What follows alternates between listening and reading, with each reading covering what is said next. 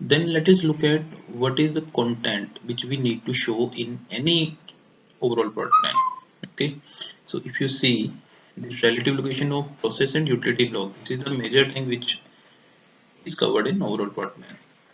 Then overall plot size and unit plot sizes. So sizes and number of blocks we show in overall plot plan. The next one is major roads. Road layout is always there in overall plot plan, so we can understand how all blocks or units are connected with each other. Non-plant building locations and its space and access requirements. So other than process plant, we have admin building, canteen, warehouses, everything is shown in overall plot plan along with location and its spacing requirements, and everything is there in overall plot plan.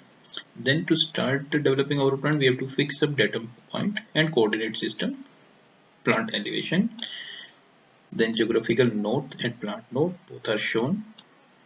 Wind direction we show, electrical instrument building like substation, common room, laboratory, everything is shown in overall plot plan. In rack profile in OPS OSB pipeline is also shown. Sometimes it is in kilometers. So overall plot plan is the best document where we can see all the pipe rack, determination of battery limits, inter-unit spacing requirement as per local or international authorities, codes and standards requirements. So all these things are taken care, then only overall plot plan is developed.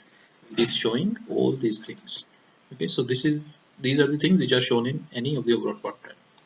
So this is a list of fundas which we have already covered under a 2-minute funda series, where we are trying to cover the topic within 2 minutes. In few cases it is exceeding more than 2 minutes, but we are trying our best to cover it within 2 minutes.